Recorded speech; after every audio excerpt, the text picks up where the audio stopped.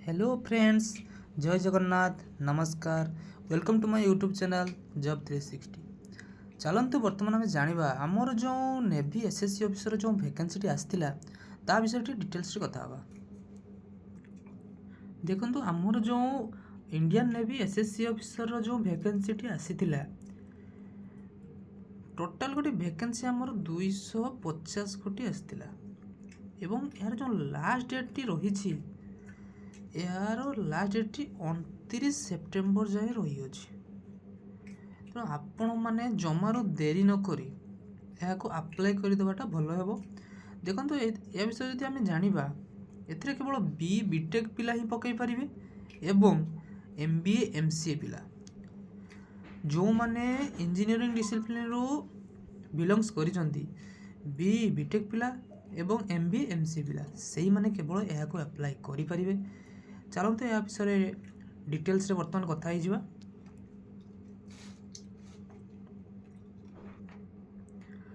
देखो Indian navy रे जो अप्लाई डेट स्टार्ट होता 14 सेप्टेम्बर होता। ओके 14 सेप्टेम्बर यार अप्लाई डेट आरंभ हो वर्तमान कंटिन्यू रही यार जो लास्ट डेट रही 29 सेप्टेम्बर जाए रही है। तेणु आपण मैंने जो मैंने यहाँ आप्लाय करेंगे मु कहबी 29 तारीख पर्यंत वेट न करी आगु करदेटा भल हे। कारण आगू साइड स्लो हो पारे आपण फॉर्म अप्लाई रु वंचित हो पारती। चलतु बर्तमान आम देखा यार जो वैकेंसी रही कौन कौन विषय रही।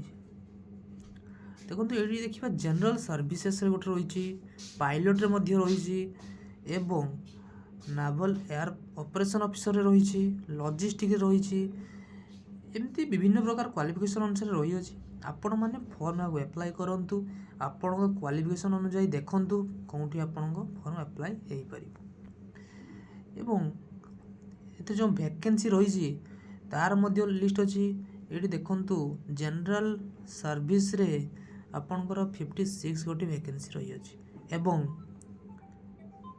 जो पायलट रे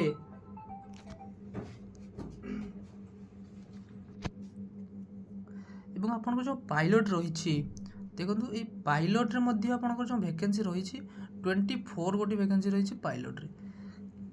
ये जो नेवी जो वैकेंसी बाहर उभय मेन एवं ओमेन रे बाहर मेन एवं ओमेन बाहर डेट ऑफ बर्थ आप कहे तो सबुत भिन्न भिन्न रही। देखो यह 2000 स्टार्टिंग हो 2006 भितर जो मानकर हो से माने ही अप्लाई करें। एवं ये देखो आपंकर जो रही पायलट रे मध्य 2001 रु आरंभ हो 2006 रही तो डेट ऑफ बर्थ रे किछटा वेरिएशन रही अछि। मेन ओमेन एठरे सबुथिरे पकाई पारिया मेन ओमेन आपण मैंने जमारू लेट न करी यहाँ आप्लाय करूँ।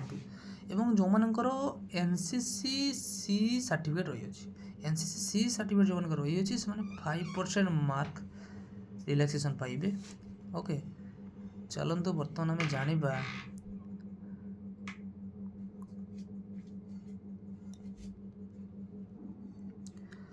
देखो यार जब स्पेस स्ट्रक्चर विषय में कथा हाँ 56,000 रु यार सैलरी स्टार्टिंग रही बहुत भल सैलरी रही अछि।